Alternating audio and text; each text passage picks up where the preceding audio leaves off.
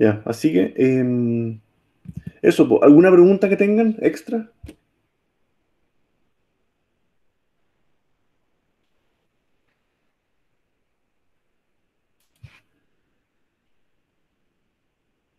No, en este momento, la verdad. ¿No? Partimos nomás entonces. Esto es... eh, Ay, ¿qué pantalla se fue esto? Esperen un segundo.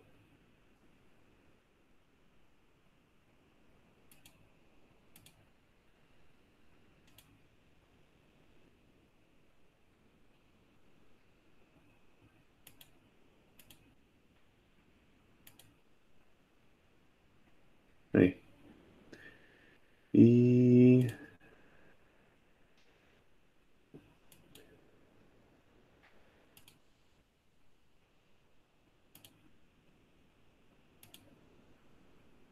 Ahí.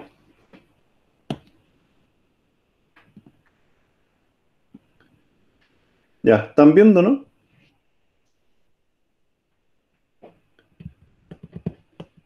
Sí, sí. Sí. Ya. Y... hoy día vamos a ver un poquito lo que se entiende como sensores eh, de cara a los sistemas embebidos en el fondo. ¿Ya? No vamos a entrar a fondo en qué hace cada sensor y qué sé yo, porque eso depende de cada caso, pero, pero sí ver en el fondo cuál es el, entre comillas, aporte que tiene para los sistemas. ¿Ya? Esto vamos para acá. Entonces, sensores. ¿Qué viene siendo en general? ¿Alguna respuesta que tengan? ¿Qué es un sensor? En el sentido más genérico.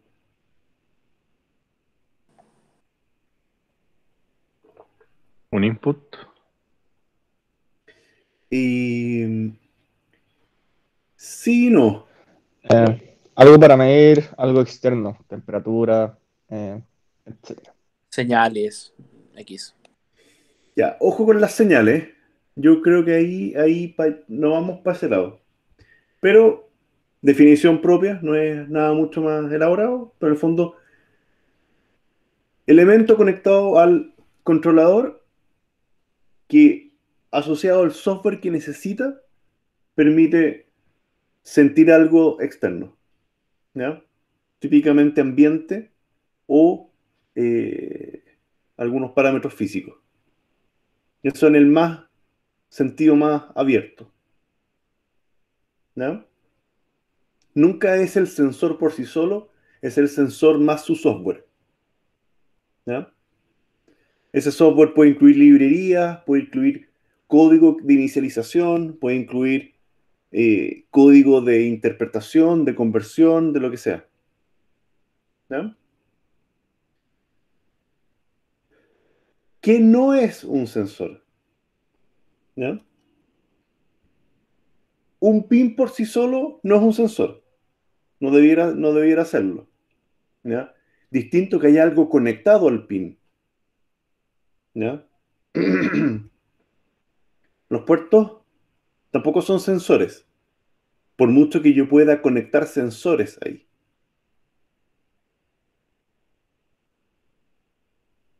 ¿ya? Si uno habla de una señal, probablemente la señal está em, modulando algún tipo de dato, algún parámetro, alguna cosa, ¿ya? Y un pin por sí solo tampoco es un sensor. Tiene que estar conectado a algo, a un switch o a... Entonces, tipos de sensores hay de... se pueden clasificar en muchos... de varias maneras. Un tipo de clasificación es según cómo mide, según su forma de medición, ¿ya? Están los que podríamos llamar directos, ¿ya? que representan uno a uno lo que se está midiendo. Por ejemplo, un switch, un botón. ¿Ya? Eso uno sabe si está apretado o no está apretado. ¿Ya? Aquí podría estar, qué sé yo, todo lo que son eh, cualquier tipo de interruptor tiene no sé, los sin contacto. Hay varios tipos de botones ahí que podrían ser. Y hay otros que son indirectos, ¿ya? Que representan por temas físicos o matemáticos el estado de lo que está midiéndose. Y el típico ejemplo acá es si uno tiene no sé, pues, un sensor magnético como de alarma, uno no está midiendo el magnetismo, uno está midiendo que la ventana se abrió. Eso es lo que a uno le interesa medir. ¿Ya? No sé si entiende la diferencia.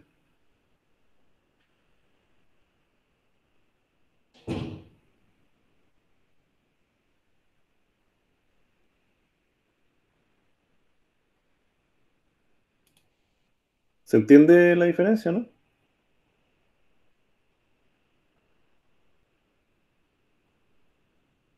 Sí, por lo menos a mí me quedó claro. En el fondo, ver un usuario que aprieta un botón es algo más directo que el ejemplo de la ventana, donde uno quiere ver si la ventana está abierta o está cerrada, pero no tengo un switch de ventana, tengo un sensor magnético que está adosado a la ventana, en el fondo. ¿Ya? Después tenemos clasificación por forma de lectura. Entonces, están típicamente los que son analógicos, ¿ya? Que necesito leerlos a través del conversor analógico digital. ¿Ya? Ejemplo típico, la fotorresistencia, los potenciómetros y qué sé yo. ¿Ya? ¿Se entiende lo que estoy hablando acá o no? Porque todavía no hemos hecho ejercicios de esto.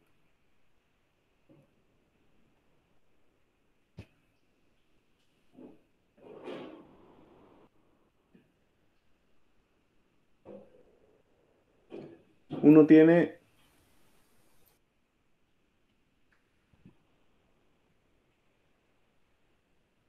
Estamos...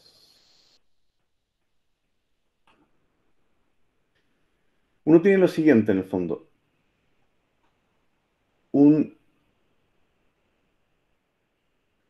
un cierto elemento que, por ejemplo, el potenciómetro, típicamente es una herradura y acá tiene donde está midiendo. Y toda esta banda de la herradura es una resistencia. ¿Ya?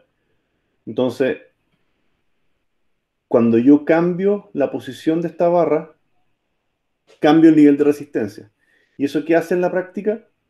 Que el, en términos súper simples, el nivel de voltaje que está llegando, en este caso en el pin analógico digital, va a variar, si esto está conectado a 5 volt, va a variar entre 5 volt y 0 volt, según la posición donde yo haga girar este potenciómetro. ¿Ya? Y eso es capaz de ser medido en este ADC. ¿Ya? El ADC va a tomar ese nivel y va a tratar de identificar, esto es en el tiempo, y este es el nivel de voltaje, y va a tratar de identificar esto cuánto es. Esto debe ser, no sé, po, 3,8 volt. Y ese 3,8 volt lo va a transformar a su vez a un nivel digital, que en el Arduino va de entre 0 y 1024. ¿Ya? Y tengo prácticamente continuo todos los valores acá adentro, entre 0 y 1024. Y ese es el valor que va a llegar como respuesta a la variable, cuando uno dice analog read. ¿Ya? Y hay montones de sensores que trabajan en ese formato. ¿Cuáles sensores de ese tipo se les ocurren? Aparte de potenciómetros, aparte de fotoresistencia.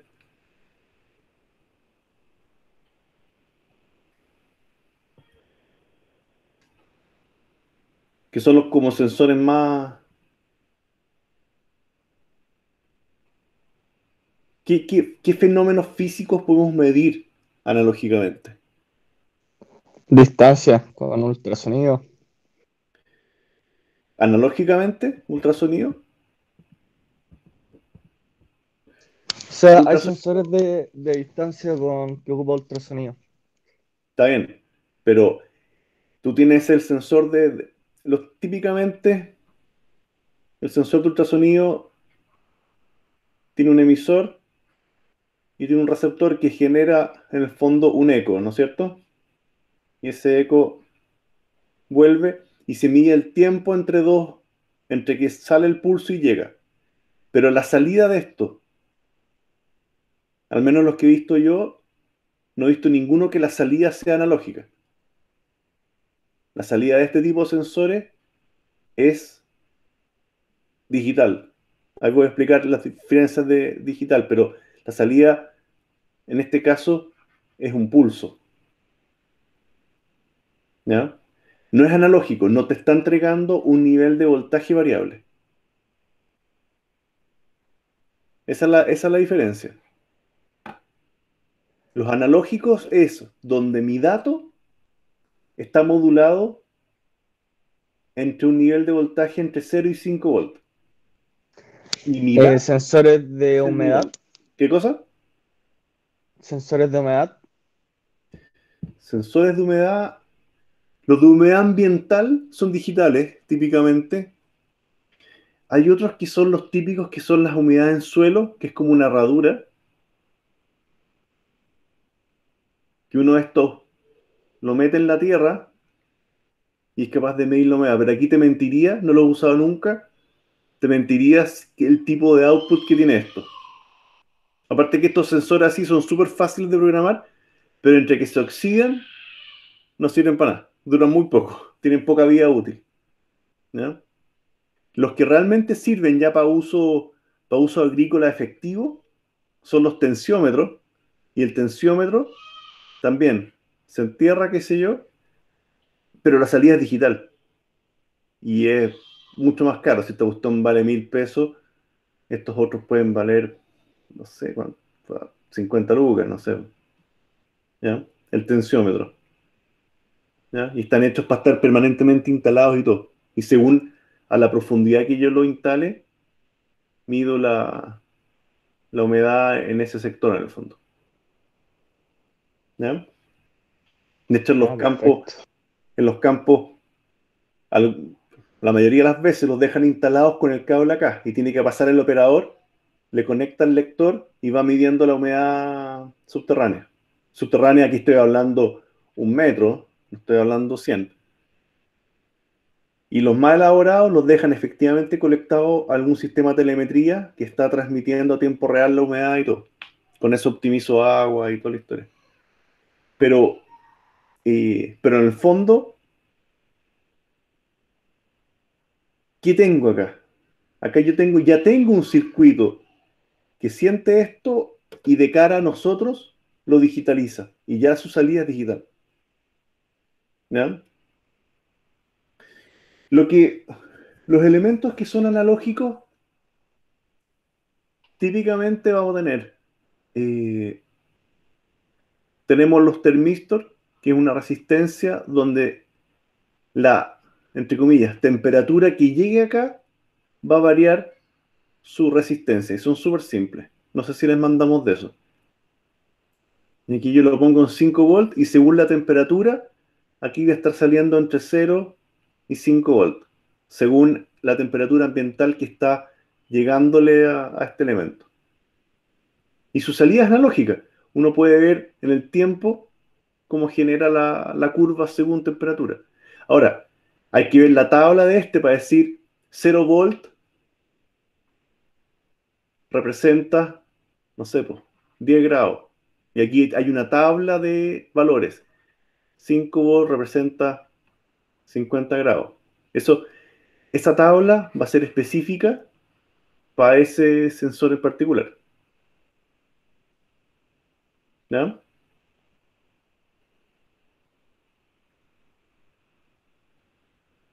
¿Se entiende? Tenemos temperatura, tenemos la fotorresistencia, que también se las mandamos, que según la cantidad de luz, ¿no es cierto? Este elemento que se ve es como,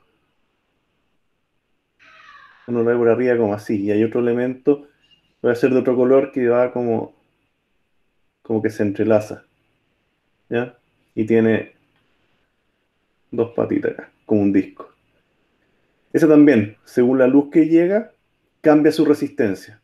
Y si esto está en 5 volts, el output de esto va a variar según la cantidad de luz que tenga en el tiempo. ¿Ya? Entonces yo mido ese nivel de voltaje con el ADC y, y me genera en el fondo el valor útil. ¿Ya? Ahora, ¿qué es lo que hace el ADC? Esa parte también es interesante. El ADC, ¿no es cierto? Es el conversor analógico digital. ¿Ya? Ojo que en español, en inglés es analog, ¿ya? Pero en español análogo es otra cosa, ¿ya? En español es analógico el valor, ¿ya? Entonces, esto pasa de analógico, conversor, y esto sale al otro lado en digital, ¿ya? En ese flujo. Y por otro lado está el DAC, que entra en digital, pasa por el conversor y sale analógico, ¿ya? ¿Alguien me da un buen ejemplo de un DAC?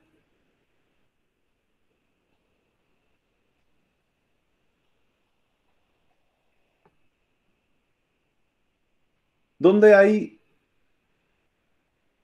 ADCs y DAC dando vuelta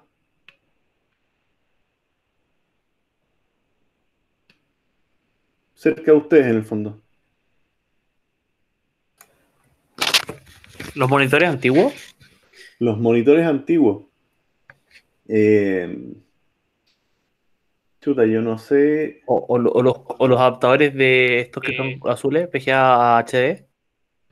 Puede ser. Sí, eso El, tiene un poquito más de gracia, pero en el fácil, control de la tele del televisor. el control del televisor, chuta, yo creo que ahí no, porque esa conversión ya es parte integrada del fototransistor, po.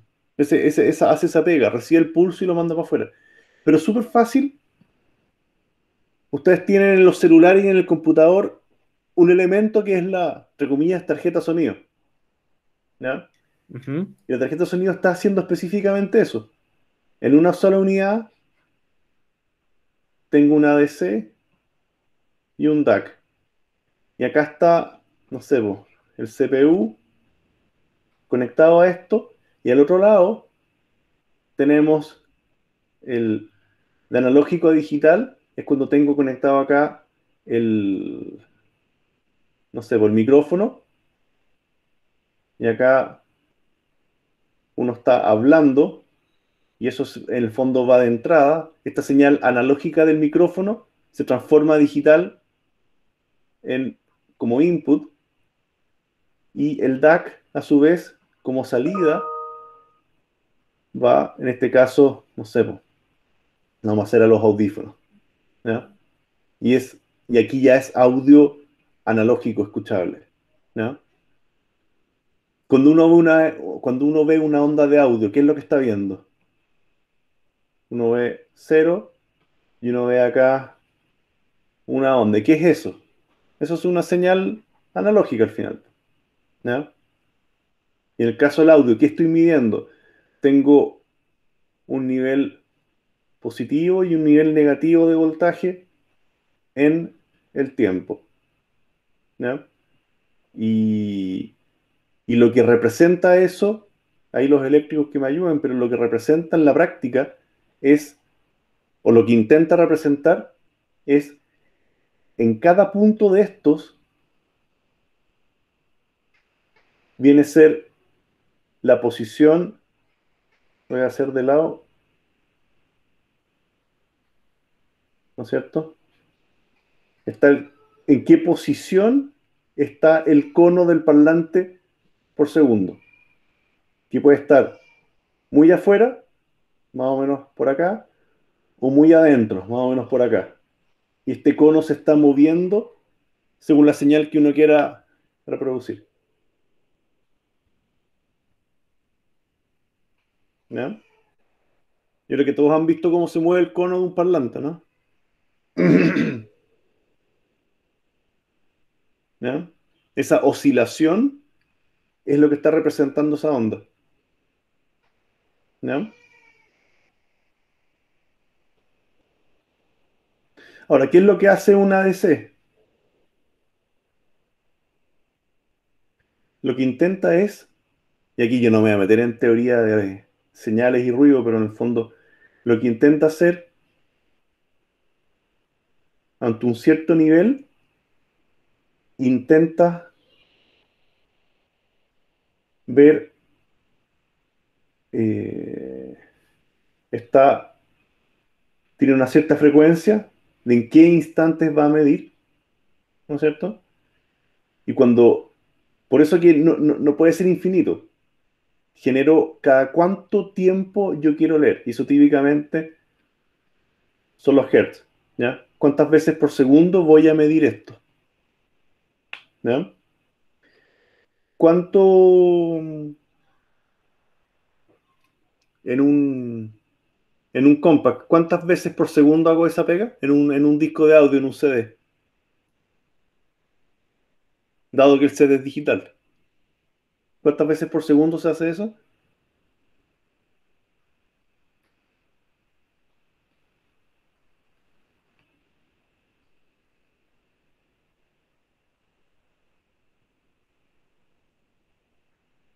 ¿Saben o no? Ni idea. Yo diría que depende porque hay como tipos de audio distintos de distintos bits por segundo. Entonces, mientras más bits por segundo, mayor calidad del audio y todo eso. Pero eso, ya, estoy de acuerdo con eso. Pero eso dentro del computador. Y aquí no estoy hablando de compresión, estoy A la hablando velocidad de la creo. CPU, ¿no? ¿Ah? No, no. ¿Qué cosa, Ignacio? No, A la nada. velocidad de la CPU, menciona. No, porque hay multithreading y todo eso, así que Por no eso, necesariamente. el CD es un estándar. Y estos son 44.100, ¿ya? Esos son los 44 kilohertz típicos del CD. Esa es una frecuencia conocida, ¿ya? O sea, ¿qué significa? Que en un segundo leyó 44.100 niveles distintos, ¿ya? Los DVD están en 96.000, ¿ya? Y, bueno, aquí hay una ley que ya en verdad aquí nos podemos ir toda la clase en esto, pero en el fondo que estos son muestreos, ¿no es cierto? Uno va a tener puntos en el tiempo, ¿ya? Y, y en teoría uno podría imaginarse que la onda es más o menos así, ¿sí o no? Pero hay frecuencias que evidentemente ya perdí, porque podría haber habido acá entre medio una cosa así y no la voy a ver, ¿ya? Aquí me estoy comiendo señales. Pueden haber algunas frecuencias más rápidas que no las voy a ver. No sé si lo ven.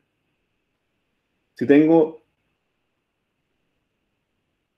una muestra así, tengo la señal obvia, que es la que más se ve, pero puedo tener otras señales que las voy a estar perdiendo porque mi muestreo fue solamente en los puntos rojos. ¿Ya? Y es el teorema de Nyquist, donde determina que según el muestreo, cuáles son las más altas frecuencias que yo efectivamente voy a poder guardar. Y en este caso, o sea, y siempre es la mitad de esto. ¿Ya? O sea, la frecuencia de muestreo versus la frecuencia audible, esto es muestreo, y la señal audible es 22.050. Esta es la señal final útil que yo puedo tener. O sea, no puedo almacenar en el CD ninguna frecuencia más alta que 22.000. ¿Ya? Que 22.000 es bastante agudo por lo demás. Y es, para la mayoría de la gente es inaudible, no se escucha. ¿Ya? Por eso que el CD se hizo así. ¿Ya? Y como mucha gente decía, no, yo sí escucho, bueno, el DVD lo hicieron el doble. ¿Ya? Pero segundo aspecto que vamos a tener acá, el Arduino, que yo sepa, es capaz de trabajar la frecuencia máxima del Arduino. No, yo sé que el DUE, que es un poquito más grande, porque me tocó hacerlo, puede leer hasta 1.000.000 de veces por segundo. ¿Ya? Este Arduino no lo sé, pero es más que esto. ¿Ya? No sé si puede llegar a 100.000 muestras por segundo. ¿Ya? Y eso por ese lado. Segundo, es la altura. ¿Ya? Porque acá, al menos en el Arduino,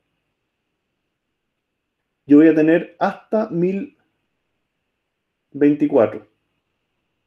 ¿Ya? Significa que va a tratar, y aquí necesariamente tiene que tomar la decisión si ese punto lo tira para arriba o lo tira para abajo. ¿Ya? Si aquí estoy si acá está el 807 y acá está el 806, y la altura es esa en particular, tiene que decidir si lo aproxima para abajo o lo aproxima para arriba. No sé si se ve.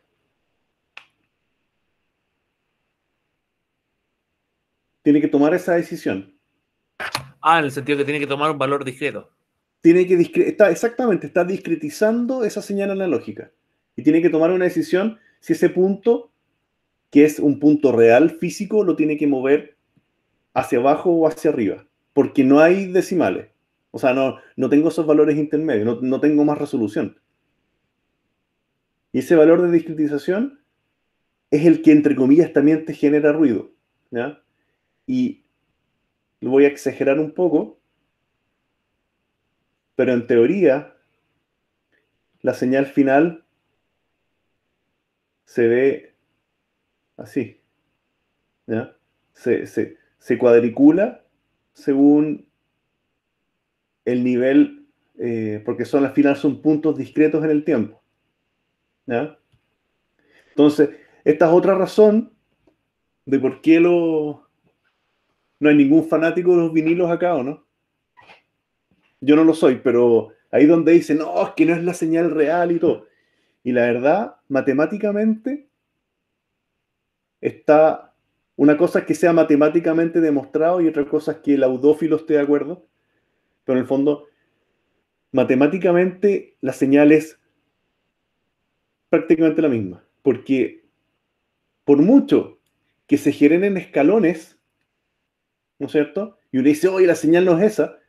El escalón es una representación matemática, pero no es la representación física. Lo que se va a generar como audio igual son estos puntos. Y como no hay frecuencia infinita, la señal va a salir smooth igual, va a salir suavizada igual. ¿Ya? Yo para poder hacer un salto, necesito que en este intervalo de tiempo tener millones de mediciones para poder mostrarlo. Entonces, estos escalones no son físicos. Por mucho que la muestra sea a saltos, digamos. ¿Ya? Es lo mismo que cuando uno hace un Riemann para llegar a una integral. Básicamente tiende a ser ínfimo la diferencia. Exactamente. ¿Ya? Y bueno, Sí, dime. no, que existe una pequeña diferencia con digital y vinilo, pero el oído humano no la puede diferenciar, así que ¿Sabéis qué pasó? Haciendo un paréntesis, a mí me... a ver, yo no soy fanático de la música y no considero que tenga un oído súper promedio, pero sí me gusta la tecnología que está detrás. Y hay un concepto que es el rango dinámico, ¿ya? No sé si lo han escuchado. El rango dinámico es cuánto volumen puede tener desde la señal más suave hasta la señal más potente, antes que esta cosa se sature o que tenga un nivel tan bajo de volumen que no se entienda lo que está pasando. ¿Ya?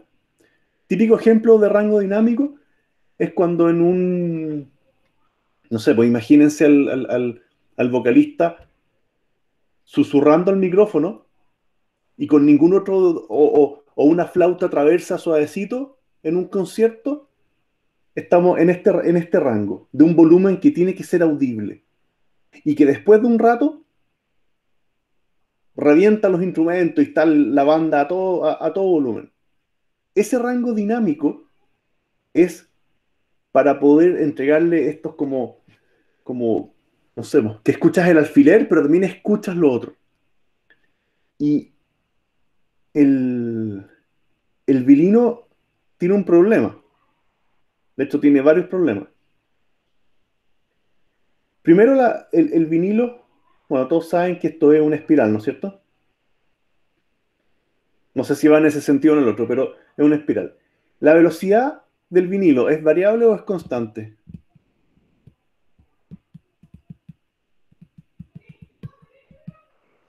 bastante. Es constante, ¿no es cierto? Ya. Significa que en este punto la velocidad tangencial es más rápida o más lenta que en este punto.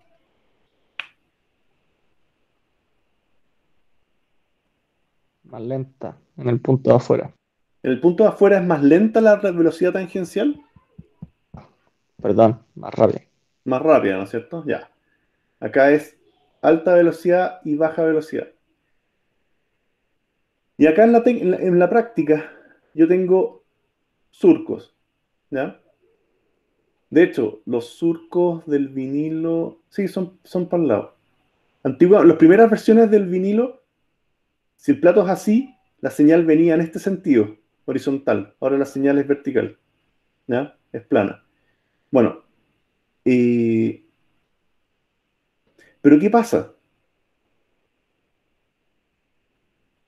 La persona cuando está editando el disco, este es el problema número uno. Cuando está editando el disco, tiene que asegurarse que al hacer el surco, la señal no sea tan fuerte que pase otra pista. Tiene que estar atento a eso. ¿Ya? Y es algo que perfectamente puede ocurrir. ¿Ya? Si tengo un disparo en una grabación o tengo, qué sé yo, el bombo a todo chancho, digamos, tengo que evitar eso. Y tiene que prepararse para evitar ese tipo de problemas. Y eso significa bajar el volumen y qué sé yo. Y segundo problema que tiene es que acá yo puedo meter ondas agudas, que típicamente son chiquititas, porque el disco, entre comillas, tangencialmente va más rápido. Acá ya no me cabe tanto, porque el disco está andando más lento y empieza a sonar mal. Entonces, el orden de las pistas dentro del disco es importante. No me sirve cualquier orden. ¿Ya? Normalmente, no siempre por supuesto, pero normalmente acá hay canciones que suenan más fuerte o que están pensadas para sonar más fuerte.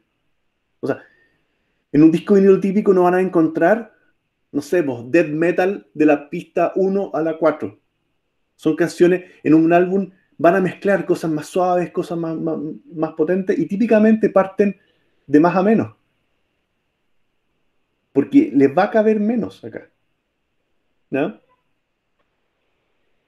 Y el famoso rango dinámico es variable desde principio a fin. ¿Ya? De hecho, hay un disco. ¿Conocen la canción El Bolero de Ravel? Que es una canción, es música clásica, pero. El Bolero de Ravel parte el minuto 0 al minuto 10. Parte también con una flauta muy suave que va intensificando el volumen hasta casi terminar a todo chancho, después de 10 minutos. Y los buenos discos de Bolero Ravel se grababan de adentro hacia afuera. O sea, había que poner la aguja al centro para que las señales más potentes estuvieran al final, para que se aprovechara el disco a fondo. No lo típico de partir de afuera hacia adentro. ¿No? Entonces, ¿qué es lo que les quiero decir con todo esto? Que el vinilo hay que ser mucho más cuidadoso en la ingeniería de cómo yo grabo las cosas dentro. El ingeniero de audio era muy importante acá. En cambio, el CD es plano, el CD es digital. De hecho, el CD tiene velocidad angular variable. ¿Ya? Y lo que logra el CD es que siempre tenga el mismo rango dinámico. ¿Ya? De hecho, el rango del CD completo es de 16 bits contra 10 que tiene el Arduino. Y aquí tenemos 65.535 niveles distintos de volumen, desde el 0 al positivo y al negativo. Tengo 65.000, o sea, puedo efectivamente grabar cosas muy suaves y cosas muy fuertes. O sea, tecnológicamente el CD es mejor que el vinilo. Tecnológicamente. ¿Ya? Ahora, en la práctica, y por eso les digo, yo hice la prueba, agarré un disco y un vinilo del mismo gallo en un buen equipo de audio y hice la prueba ciega. Y sonaba mejor el vinilo. ¿Pero por qué? Porque el CD era un formato tan flexible que yo puedo hacer muchas más cosas, incluyendo hacer cosas tecnológicamente malas. ¿Ya? ¿Qué pasó? En los 80 se empezaron a dar cuenta, alguien demostró, algún paper, algún creativo, demostró que las canciones que suenan más fuertes se vendían más. ¿Ya? Alguien logró demostrar eso. Entonces, año a año, si las canciones tenían partes suaves, partes fuertes, qué sé yo, año a año fueron generando canciones aún más potentes. ¿Ya? Incluso las partes que son más suaves, las amplificaban dinámicamente para que sonaran más fuertes. Y cuando todo suena fuerte, ya le pierdes claridad a los elementos, dejáis de distinguir cosas y qué sé yo. Como negocio andaba bien. Pero el vinilo, a la hora de editar el vinilo del mismo disco, no puedo hacer eso, porque iba a sonar mal. Entonces el vinilo le ponían un poquito más de ajuste para que sonara según lo que el vinilo pudiera hacer. ¿Ya? Y por eso que hoy día el vinilo suena mejor, pero solo porque está más cuidado. No porque sea mejor. ¿Ya? por lo que tenía entendido, me acuerdo de haber escuchado eso, que era que la música es más comprimida con el tema de las Ya, ondas. Yo ese es el creo que al concepto. final va por lo mismo. Loudness War. Pero aquí uno es re fácil caerse con la compresión. Este es el tema para que lo investiguen. Es muy, muy, muy interesante. La guerra del volumen. Loudness War. ¿Ya? De hecho, hoy día el Loudness War se acabó porque Spotify, YouTube, Sony Music, todos estos como grandes streamers se pusieron de acuerdo para frenar esta cuestión de una vez. Y las canciones, cuando las discográficas se las pasan, las alteran para que todas suenen parejo. ¿Ya? ¿De qué compresión? Tú me dijiste compresión. ¿De qué compresión estamos hablando? Las pistas de audio, por ejemplo, cuando uno graba la guitarra, graba la voz, el bajo, lo que sea, eh, hablaba, lo que había leído un poco, que ¿Tú la tocas ya onda, algo? ¿Hay pasado por un proceso de... ¿O no? ¿O te gusta nomás? me gusta, yo no lo he hecho, pero lo he visto en varios videos ¿Ya? y por lo mismo he escuchado al respecto. ¿Ya? Y que hablaban que la onda básicamente como que no sé si es que la palabra es saturarlas para hacerlas sonar más fuertes, que eso Sí. creo que va a lo mismo, Ya. porque el diferencial entre una cosa muy pequeña y una muy grande hace que pierda volumen final. Y hace que pierda como la sutileza. Como que la persona puede estar hablando, pero igual suena como que estuviera gritando. ¿Ya? Y la compresión que se habla no es la compresión que uno dice, oh, el MP3 o lo que sea. Eso es compresión de archivos binarios finales, eso es otra historia. Sí, no, La nada que ver con compresión, la compresión de audio es una técnica que se usa puta, desde los años 30, o sea, no es una cosa nueva, pero efectivamente la compresión es un circuito, hoy día están digitalizados, pero eran circuitos analógicos de que dinámicamente, si el input tenía una señal, no sé, pues, suave y una muy potente, y después una más suave, en vez de yo tener que estar jugando con el volumen para arriba y para abajo dinámicamente en el tiempo, pasaba por el compresor, el input pasaba por su etapa de compresión y el output era una señal que era igual de volumen que el original y la parte más fuerte se atenuaba dinámicamente y después la parte suave quedaba, quedaba bien. Esa era la intención original del compresor, achicar señales muy grandes que en el disco se podían clipear o en la radio se iban a distorsionar, qué sé yo. Entonces, dinámicamente, el circuito comprimía estas señales muy fuertes. El problema es que hoy día el compresor se usó al revés. Para amplificar, el compresor mal usado tomaba esa señal original, pensemos de la original al mal compresor, ahora era todo fuerte. Y pucha, yo no sé si han visto, pero eh, uno abre archivos de audio eh, y en vez de verse una señal que uno ve rangos y qué sé yo, se ve como un ladrillo, todo al máximo el volumen todo el tiempo. Se ven unos ladrillos de audio.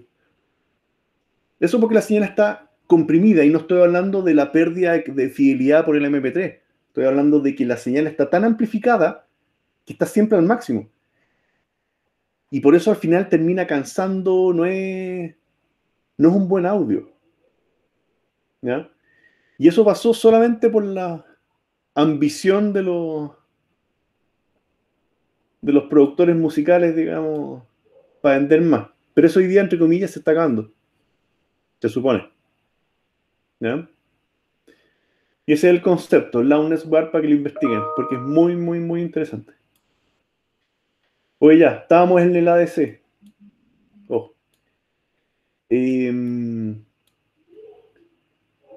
Supongo que quedó claro el ADC después de todo esto, ¿no? ¿Ya? Sí, yo creo que sí. Ya, el Arduino tiene ¿cuántos pines ADC?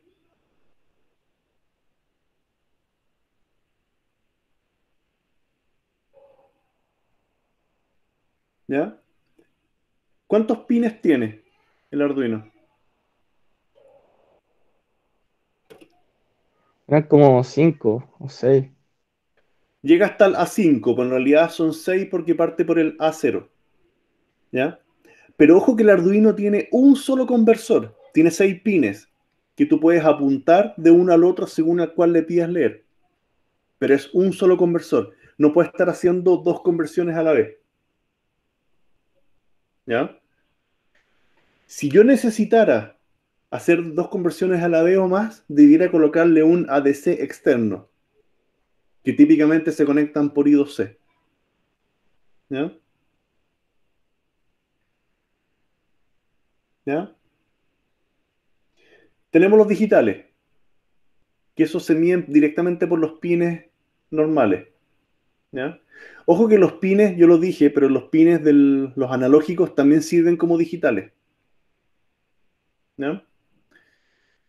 Digitales se miden por los pines y en algunos casos basta con saber esto está en high o low, pero en otros casos interesa saber el ancho del pulso, interesa saber con qué frecuencia llegan los pulsos. O sea, el dato puede estar modulado de distintas maneras. Eso es importante del sensor que están usando. Por ejemplo, el ping, el de la ultrasonido, necesito yo medir el ancho del pulso para saber la distancia. ¿Ya? No me va a llegar un dato. Tengo que contar el tiempo entre que se hizo 5 volt o se hizo high y volvió a low. Tengo que contar ese tiempo. ¿Ya? Por ejemplo, tenemos los switch, tenemos los encoders, fotocompuertas, el mismo ping, cualquiera de esos. ¿Sabes lo que son los encoders o no?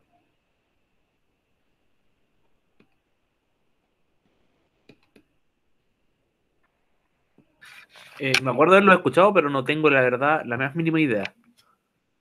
Ya, el típico encoder que todos usamos es, por ejemplo, la ruedita del mouse. Ese es un encoder. Es un switch que cada giro que hace gatilla una salida. Y esa salida es digital. ¿Ya? Todos estos potenciómetros infinitos que uno siente como las posiciones, esos son encoders. ¿Ya?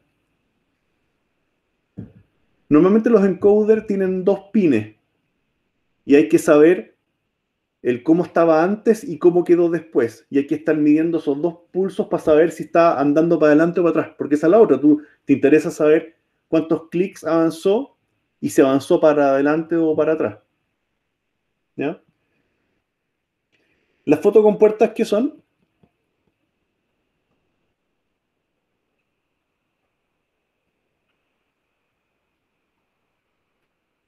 Con puertas que se activan con la luz. Sí, típicamente son... ¿Por qué no puse foto? No estuve tan aplicado hoy día. Uno tiene... La fotocompuerta es un... Oh, ahí. La fotocompuerta es un...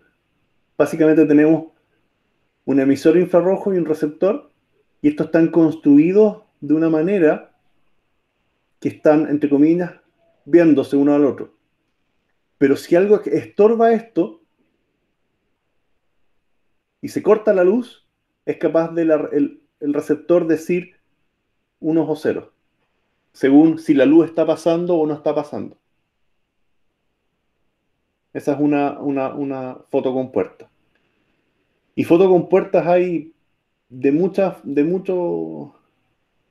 formas posibles. ¿Ya? Por ejemplo, eh, no sé, por ejemplo, en la impresora uno está, no sé, está el cabezal de impresión, ¿no es cierto? Y por acá, no sé, por acá sale la tinta al papel. Y esto se mueve para un lado y para otro. Pero como ese movimiento puede estar el riel medio sucio, qué sé yo, puede andar más lento, lo que sea, igual a la impresora le interesa saber cuánto se ha movido, más o menos dónde está. Entonces, típicamente atrás, una de las maneras de hacerlo es que le colocan una wincha que parece como scotch atrás. Y ese scotch tiene como un código de barra. Entonces, y el mismo carro trae una fotocompuerta que está leyendo esto. Y está su luz ahí. Entonces, mientras se mueve va contando pulsos. Y puedes saber con bastante exactitud dónde está esto para coordinar la velocidad de impresión según la velocidad de movimiento del carro. ¿Ya? Esas son fotocompuertas. ¿Ya?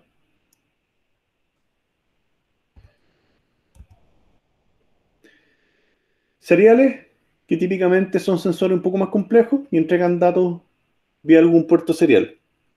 Da lo mismo si es UART, I2C, SPI o el puerto que sea. ¿Ya? Por ejemplo, de sensores, GPS, giróscopo, algunos detectores de luz, ¿ya? Los LIDAR, ¿ya? GPS yo creo que lo ubican, ¿o no?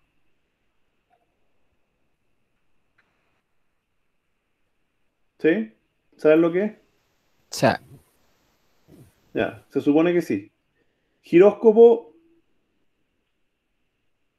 ¿saben lo que hace un giróscopo? detecta la inclinación. No, ese es el acelerómetro.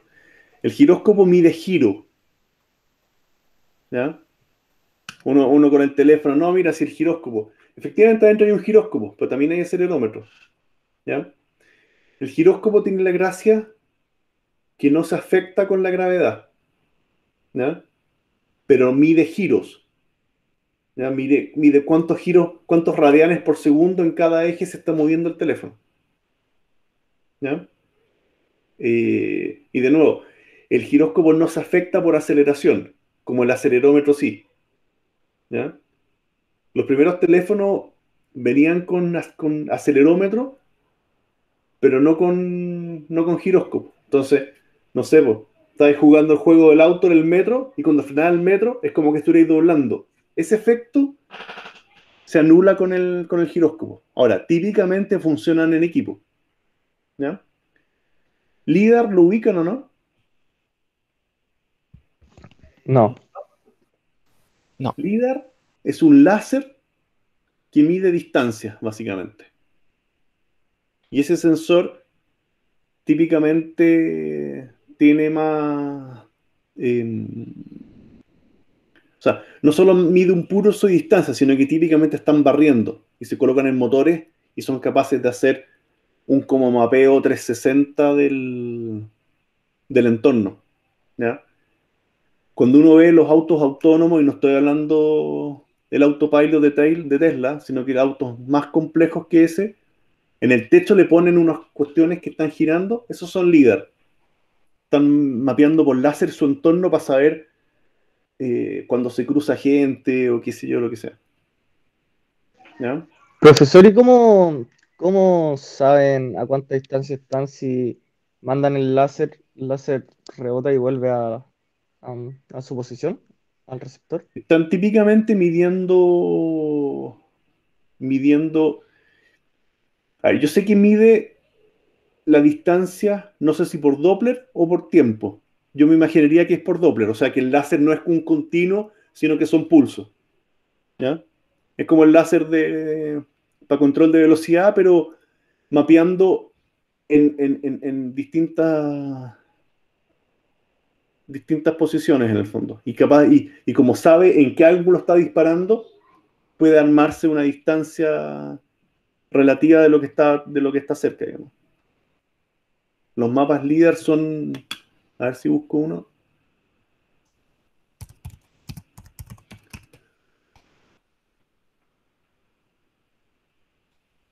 Estas cosas se ven así.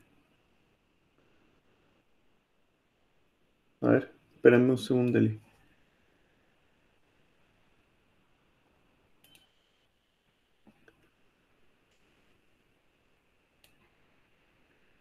Las imágenes LIDAR se ven así, más o menos. Esto está coloreado para representar, no está representando distancia más o menos. Quizás abajo sí, pero acá se ve el auto y los distintos puntos de distancia del barrido. Y que mientras más lejos, menos denso se ve. No sé si acá abajo en las líneas rojas del auto. ¿Ya? Pero estos se ven así. Entonces, bueno, y hay LIDAR transportado, en el fondo en este caso como que va dentro de un vehículo, y por otro lado están satelitalmente. Hay satélites que transportan sensores LIDAR y pueden mapear alturas y todo, y hacen por ejemplo esto, curvas de nivel y toda la historia. ¿No? Y estas noticias son típicas, no las había buscado, pero típicos que esto puede estar tapado por la selva, pero aún así el láser detecta que hubo una ciudad aquí en, qué sé yo, en una civilización maya perdida, digamos. Ese tipo de cosas se hace con LIDAR. ¿No? Entonces, esos son sensores bastante complejos que el tren de datos que genera típicamente va por serial más que por una señal analógica. ¿Ya? Esto están haciendo, no sé, 20.000, 30.000 puntos por segundo, digamos. Y tiene que saber cada punto, su coordenada y su profundidad. Para hacer este manto envolvente, en el fondo. ¿Ya? ¿Se entiende? Y... ojo una cosa. Aquí yo les puse GPS, pero no se asusten de que el GPS no es Waze, po, no es Google Maps. ¿Te entienden la diferencia ahí o no? ¿Qué hace un GPS en el sentido más básico? Medir la posición en tierra. Es solamente, el GPS solo me entrega, el hardware GPS solo me entrega X y Z y la hora. Es todo lo que me entrega. Ya, hay metadata extra como qué tan buenos están los satélites y qué sé yo. Pero en el fondo, el sensor de GPS, que no depende de tener internet o tener mapa o lo que sea, lo que me está llegando a satélite, efectivamente solamente el sensor me va a devolver la coordenada. ¿Ya? Si esa coordenada yo la coloco sobre un mapa precargado o un mapa que estoy bajando de internet, esa es otra historia. Pero el GPS por sí solo no es cartográfico. El GPS por sí solo el capaz de interpretar la señal de los satélites. ¿Ya?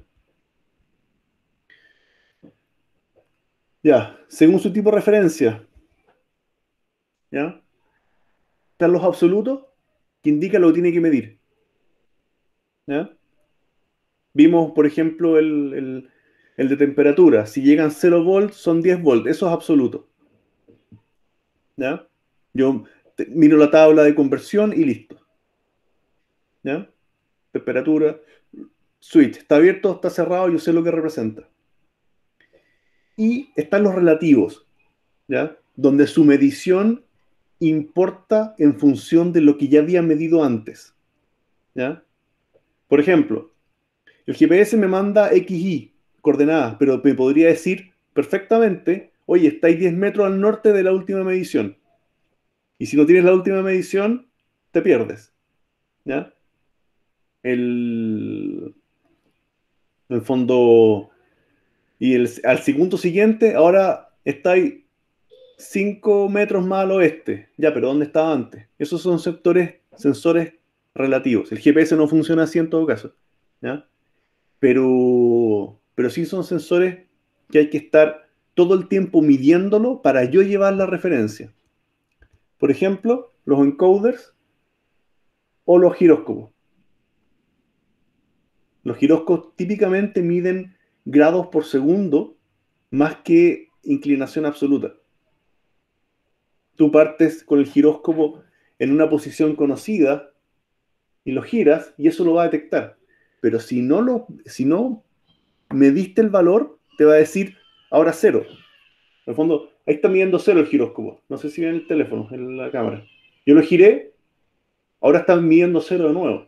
Y si no leí el instante donde se estaba efectivamente moviendo, perdí el dato.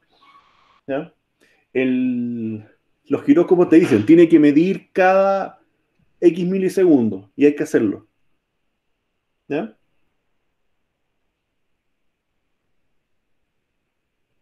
Entonces, tipos de sensores según la interpretación de la data.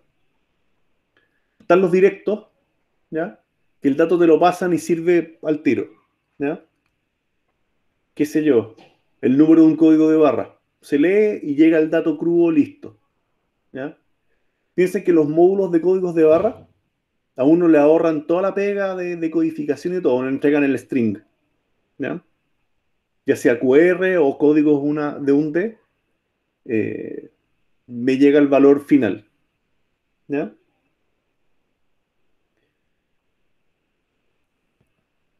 Sensores crudos, el dato hay que convertirlo. Ahora, esto es la mayoría de los casos, el dato viene que necesita algún tipo de conversión, ¿ya? Por ejemplo, un sensor de corriente, ¿ya? Eh, un sensor GNSS. Ese es el global de GPS, por si acá. GPS es la versión de Estados Unidos de posicionamiento global, ¿ya? Pero hoy día prácticamente todos los módulos GPS reciben señales del Baidu chino, del GLONASS ruso, del Galileo europeo y qué sé yo, ¿no?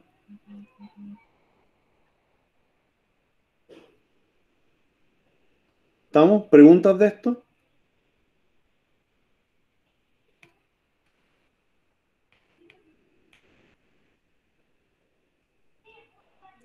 GNSS es el conjunto de tecnologías de posicionamiento global, ¿ya?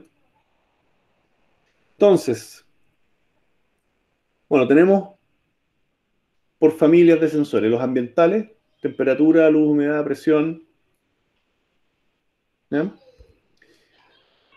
Tenemos sensores eléctricos, de que lo que nos interesa medir son parámetros eléctricos, ¿ya? Y ahí tenemos típicamente voltaje y corriente, capacidad de batería, ¿ya? Sensores de interfaz de usuario. Estos son prácticamente los que más vamos a usar. Switch, tipos de teclado, encoder, los resolver, teclas capacitivas, lo que sea, ¿ya? Resolver, el encoder lo vimos. El resolver lo entienden o no, lo habían escuchado, ¿no?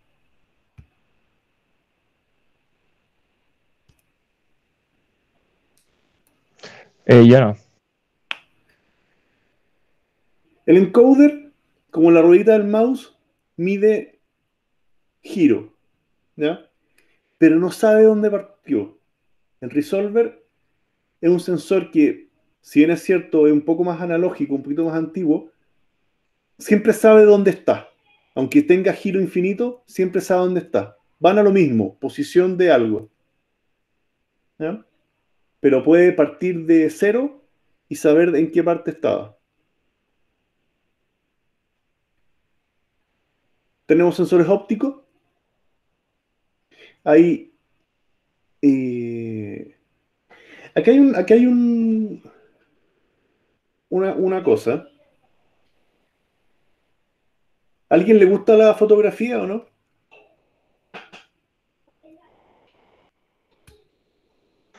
Sí, a mí, pero trato.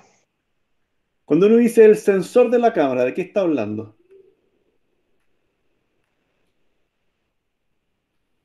Como el Cuando uno dice, sensor es que existe la obturación, el tiempo no, de ya, la perfecto, foto. sí. Pero aquí estamos hablando del sensor. Estoy de acuerdo que la cámara es un conjunto de elementos que tiene el sensor, que es lo que transforma la luz a datos, pero también tiene la óptica y tiene todos los otros elementos de, de enfoque, apertura y qué sé yo. Pero yéndonos al sensor mismo, ¿qué es el sensor de la cámara de foto?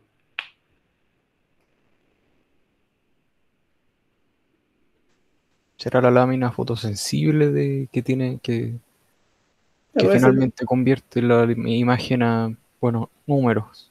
claro. Ese es un CPU que tiene esa pega. Es un chip que está lleno de una matriz de sensores de luz y es capaz de transformarla eh, a datos. ¿Ya? Ahora, normalmente, al menos para lo que es computación en sistema embebido, uno nunca va a trabajar con un sensor óptico. Uno lo que termina haciendo la mayoría de las veces es trabajar con un módulo, porque el módulo, además del sensor, va a tener la óptica y va a tener algún preproceso que me haga la pega un poco más fácil. ¿Ya? Uno nunca va a estar trabajando con la imagen en crudo de directa del sensor. ¿Ya? Uno no va a estar computando, no sé, pues, la velocidad del sensor, el ISO o lo que sea. Ya uno le va a pedir al sensor, al módulo le va a pedir, oye, saquen una foto. ¿Ya? Entonces, pero de cara al sistema como tal, es un extra que está capturando imágenes, en este caso RGB, que es color natural, color humano. ¿Ya?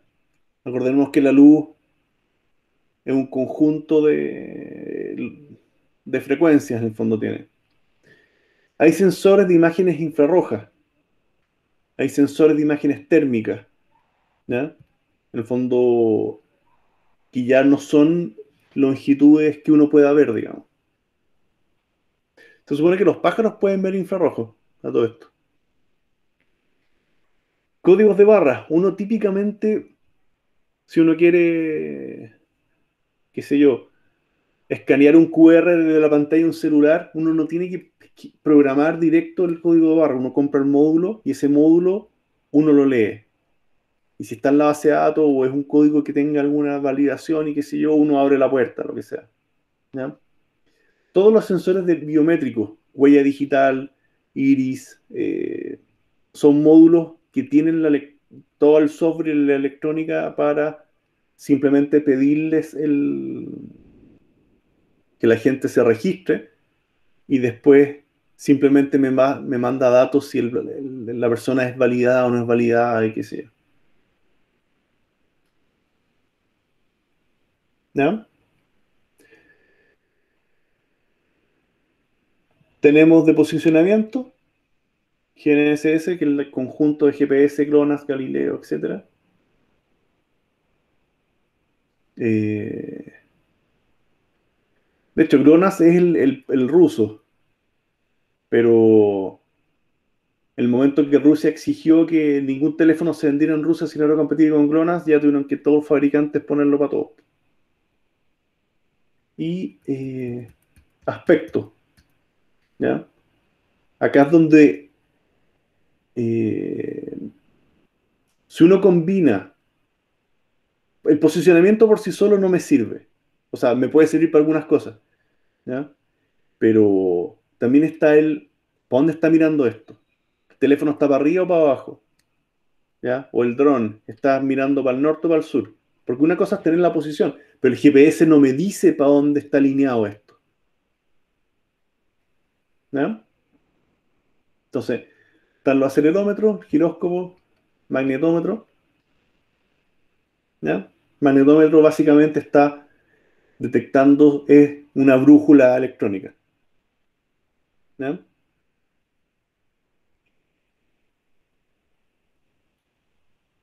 ¿Se entiende?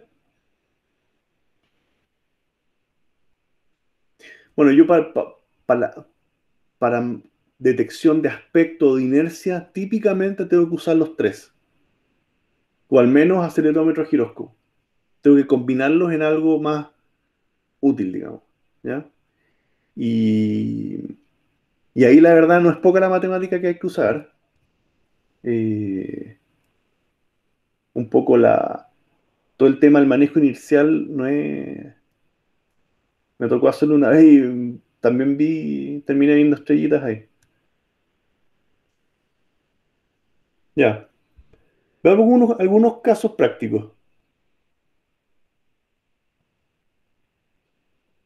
Si yo pretendo medir un nivel de un líquido inflamable. Quiero saber cuánto gas licuado queda, cuánto diésel hay en el estanque, qué sé yo. ¿Con qué lo haría? ¿Cómo lo haría?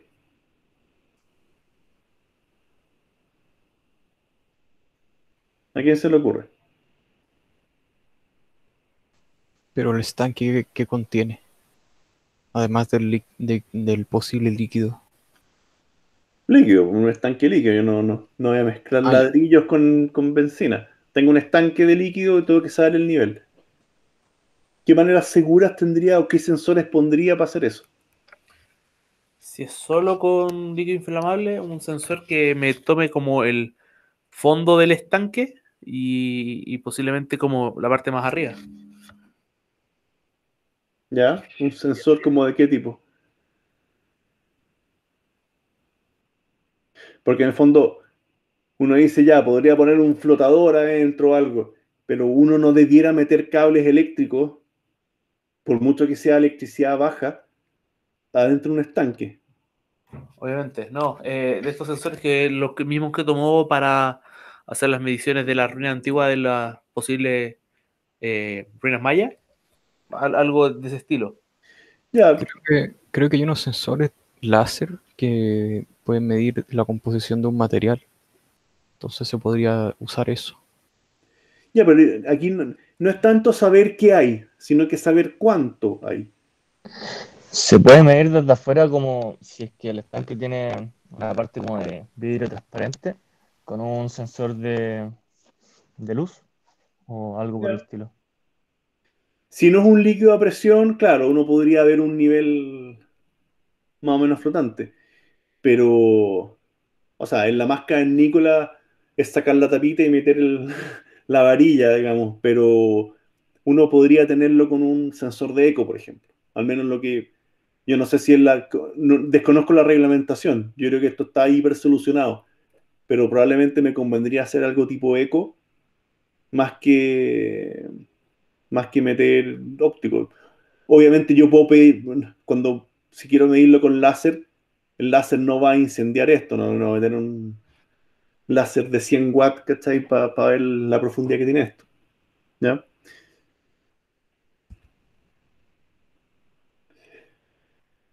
¿Cómo mido la velocidad de un objeto?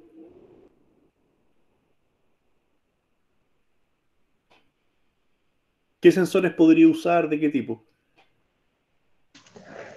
Con GPS. ¿Ya?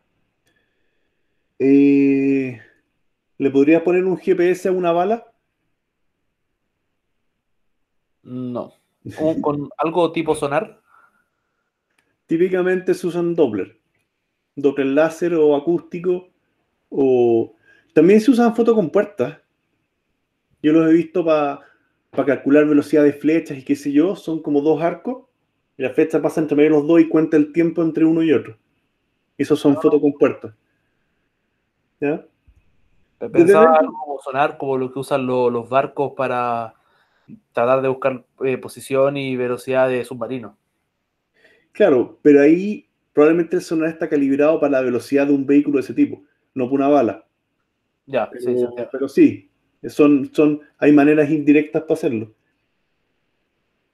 Desde dentro, ¿cómo puedo medir eh, velocidad desde dentro de un objeto? Aquí les compro que podría ser GPS, si es que puedo montar un GPS dentro de ese objeto, ¿ya?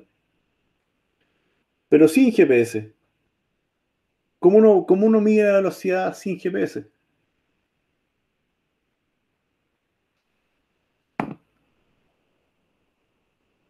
Y a lo que voy es, créanme que el auto no tiene GPS para medir su velocidad. Pero el auto mide su velocidad respecto a la velocidad de la rueda. Claro, pues ¿cómo?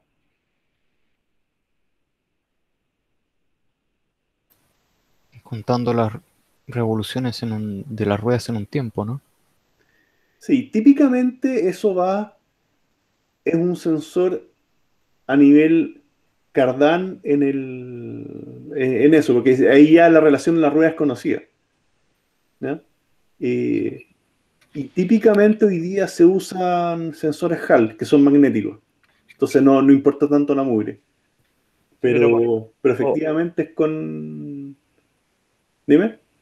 es que pensaba porque me pasó un caso en mi familia que mi prima eh, cambió las ruedas del auto, que eran más chicas, se compró una más grande y efectivamente lo pararon carabinero y a velocidad crucero el método que usaban carabineros para tomar la velocidad le indicaba que era más. Sí. Efectivamente es en cardán. Entonces, como es en cardán, si la rueda es mayor o menor, obviamente le va a generar una velocidad distinta. No está, no, ese velocímetro y el cuenta kilómetros, la misma historia. No está calibrado para esa rueda distinta. ¿Ya? No sé si han visto, por ejemplo, en las lanchas, también hay una como ruedita que se apoya en el agua, en la corriente de agua para medir el ciclo, digamos. Los aviones, ¿ya? Eso lo hacen con diferencias de presión, ¿ya?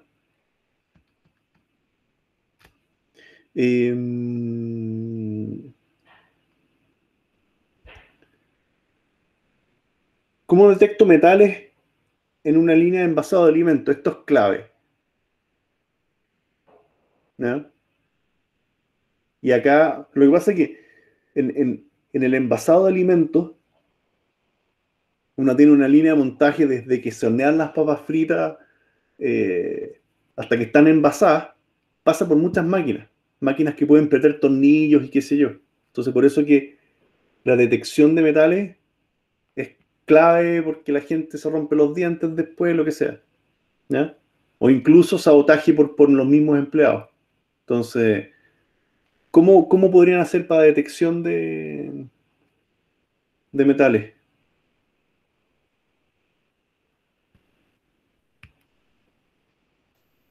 Poner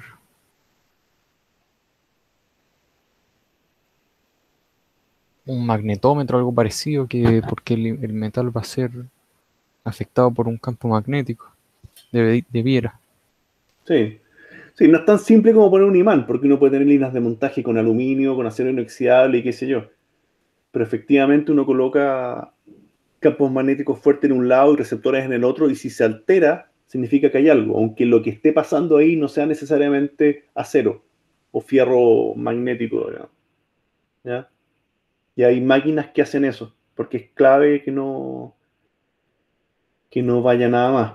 Yo no sé si hay empresas que hayan llegado al punto de poner rayos X, pero para que no vayan cerámicas y otras cosas, digamos. Pero sí, es un tema, el tema de que no se vayan materiales que no corresponden en una línea de alimentos.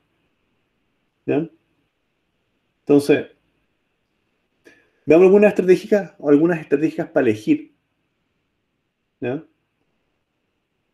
Entonces, eh, si yo tengo muchos sensores, aquí, a ver, es re fácil que uno se pierda en el código. Entremos un poquito más en orden de código acá. Y esto es una estrategia, no es obligatoria, pero en el fondo, estrategias que típicamente ayudan bastante y ordenan el proceso, digamos. ¿Ya? Entonces, tener variables y estructuras de datos para almacenar estos valores. ¿Ya? Eh, crear funciones específicas para sensor. Por un lado, con funciones para configurar el sensor. Y en los sensores incluyen desde inicializar librerías, calibrar el sensor, lo que sea. Y las rutinas de lectura. Y esas rutinas de lectura guardan los datos en esas estructuras previamente creadas. ¿No? Y, y esas rutinas de lectura, no sé, pues hacer la conversión y qué sé yo, eh, y tienen que ser llamadas a intervalos regulares. ¿Ya? Y lo bueno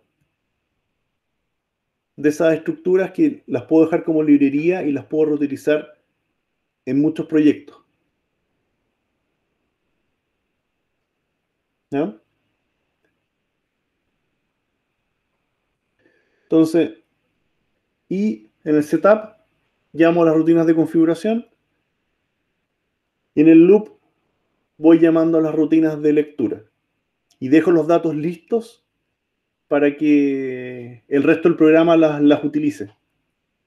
Pero no estoy en el loop principal llamando directamente a la lectura cada vez, sino que típicamente las tengo en una parte, las leo todas y después uso las variables. Pero no mezclo procesamiento con lectura de variables. ¿Ya? Hay lecturas que pueden ser prioritarias y eso sería bueno colocarlas con interrupciones. ¿Ya? Las interrupciones las vamos a ver en un laboratorio próximo. Y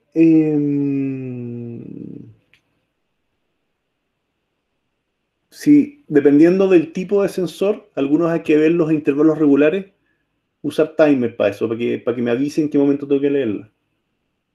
¿Ya? Uno puede priorizar también.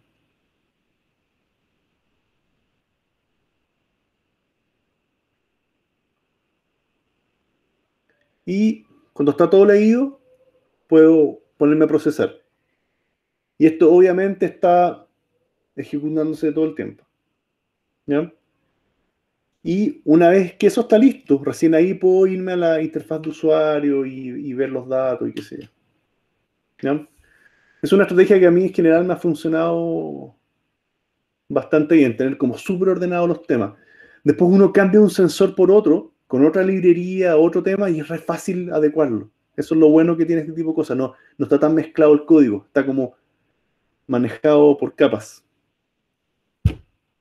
¿Ya? ¿Preguntas de eso? Para quedar hasta acá. ¿Preguntas? Profesor, yo tenía una pregunta sobre el proyecto. En la parte que hay que guardar en la memoria EPROM, se supone que solo tenemos que guardar dos datos, ¿no? El estado actual del pin 1 y 2. Sí, la gracia es que tú estás dando comandos, prende aquí, apaga acá, este está intermitente y qué sé yo. Y puedas guardar eso para que en el próximo reinicio puedas recuperarlo. Ya, perfecto. Profe, Dime. ¿cómo vamos a hacer con las cosas que faltan en algunos kits para la próxima? Porque el próximo laboratorio seguramente vamos a usar estos sensores. Y a mí, por ejemplo, creo que lo único que me falta es el sensor del control remoto, creo. ¿Ya? Tengo el control remoto, pero no tengo el sensor para que sirva. Déjamelo con los ayudantes, si ya tienen la lista. Ya, ¿Ya? Ya pues, los tengo que dejar. Cualquier pregunta al chat y todo eso. Chao, profe, que esté bien. Estén bien. Adiós. nos vemos. Chao. Chao, gracias. Estén bien.